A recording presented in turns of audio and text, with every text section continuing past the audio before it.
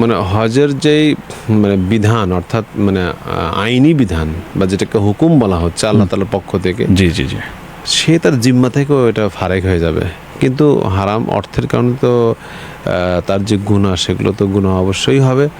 আর দ্বিতীয় একটি বিষয় হচ্ছে যে যদি কেউ খরচ করে হজ করে জি। সেটা করতে পারে, কোনো সমস্যা নেই, যদি সে বেশি বিপদে না পড়ে যায় বা সে নিজেকে সামলায়, ঠিক আছে, সে টাইম টু টাইম এইভাবে সেটা আদায় করে দেবে, জি। হতে পারে, এটা কোনো সমস্যা না।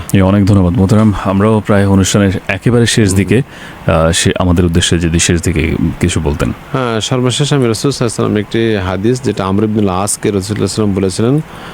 রাসূল সাল্লাল্লাহু আলাইহি ওয়াসাল্লাম বলেছিলেন যে আমর ইবনুল আস বলেছিলেন যে আতাইতুন নবী সাল্লাল্লাহু আলাইহি ওয়াসাল্লাম ফাকুলতু উবসুত ইয়ামিনাকা।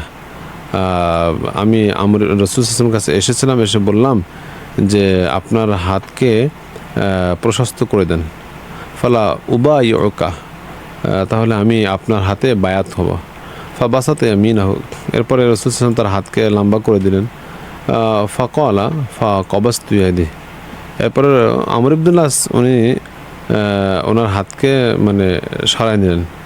ফাকালা মা লাকা ইয়া আমর, রাসূল সাল্লাল্লাহু আলাইহি ওয়াসাল্লাম বললেন যে আমর ইবনুল আস, তোমার হাত লম্বা করে দিবা তা না তো তুমি হাতকে গুটায় নিয়েছো। তো আমর ইবনুল আস বলছেন যে আল্লাহ রাসূল, আমি চাচ্ছি আপনাকে একটা শর্ত দিয়ে দিতে। কি শর্ত? তো বলছে যে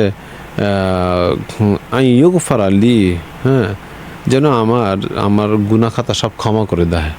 তখন রাসূল সাল্লাল্লাহু আলাইহি ওয়াসাল্লাম বললেন, আমা আলিম তান্নাল ইসলাম ইয়াহদিমু মা কানা ক্বাবলাহু, তুমি কি জানো না যে ইসলাম তার পূর্ববর্তী সমস্ত গুনাহ খাতাকে মাফ করে দেয়। অর্থাৎ কোনো ব্যক্তি অমুসলিম ছিল, সে মুসলমান হয়েছে, তার পূর্ববর্তী সমস্ত গুনাহ ইসলামের কারণে ব্যাস একেবারে ধ্বংস হয়ে যাবে। এরপরে ও আন্নাল হিজরতা তাহদিমু মা কানা ক্বাবলাহু, এবং কেউ যদি হিজরত করে দ্বীনের উদ্দেশ্যে, যেটা তখন রাসূল সাল্লাল্লাহু আলাইহি ওয়াসাল্লামের সময় বিধান ছিল, তাহলে তারও পূর্ববর্তী সমস্ত গুনাহ মাফ হয়ে যায়। ওয়ান্নাল হাজ্জা ইয়াহদিমু মা কানা ক্বাবলাহু, রাওয়াহু মুসলিম। এবং হজ এটাও তার পূর্ববর্তী সমস্ত গুনাহকে একেবারে নস্যাৎ করে দেয়।